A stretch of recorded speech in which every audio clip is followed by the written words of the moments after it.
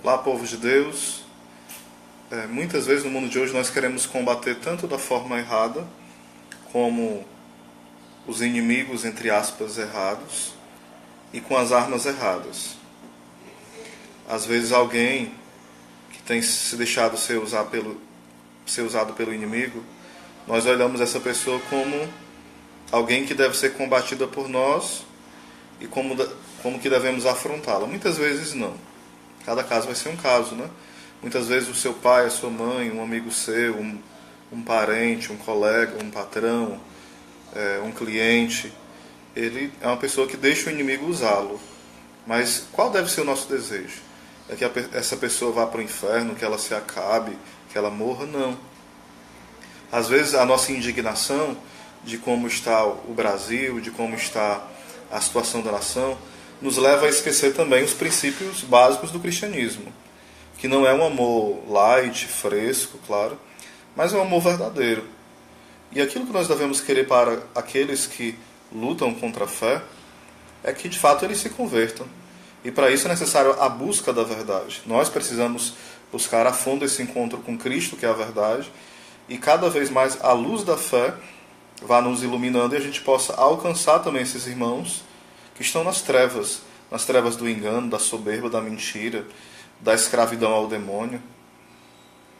O padre Júlio Maria vai falar no livro O Segredo da Verdadeira Devoção que existem os 3 tipos de escravo, né? O escravo por natureza, que de certa forma todos nós somos, de certa forma porque a nossa condição de criatura nos leva a isso. Existe o escravo pela justiça divina, que seria os réprobos, ou seja, os condenados ao inferno, e os demônios. De alguma forma eles acabam sendo escravos, né? E os escravos de amor, aqueles que livremente decidem amar o Senhor, servi-lo, sem exigir direitos, se dando por inteiro.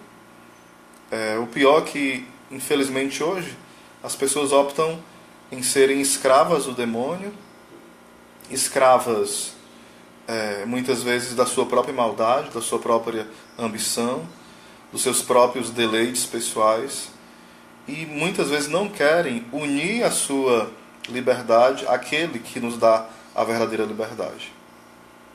Então muitas vezes nós vamos desejando evangelizar, mas nós combatemos movido pelas paixões.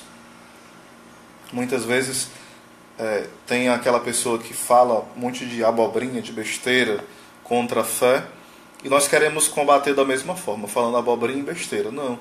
Nós somos chamados a sermos conduzidos pela sabedoria de Deus. Essa sabedoria se dá à medida que nós mergulhamos na vida da graça, na vida no Espírito.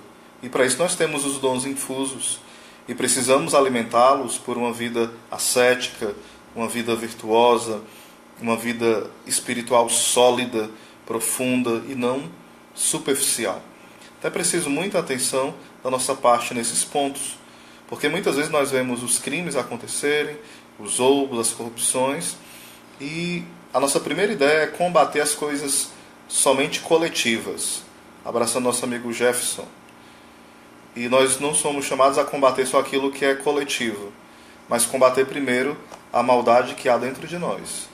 Às vezes a gente acha que a sociedade está má, está ruim, está destruída, mas nós não olhamos aquilo que precisa ser também mudado em nós. A nossa arrogância dentro de casa, a nossa impaciência, a nossa falta de humildade, a nossa indiferença com os familiares. Então é preciso combater com as armas certas. E o primeiro combate é travado dentro de nós. É o primeiro mundo que precisa ser conquistado para Deus, é o nosso mundo interior.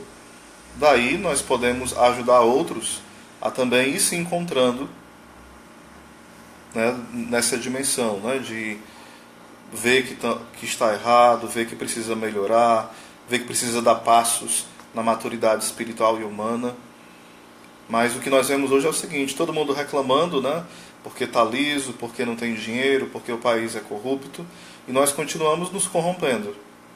E a gente acha a nossa corrupção muito normal. Quando é no outro, a gente acha que é vergonhoso, que é maligno, que precisa ser pago o crime.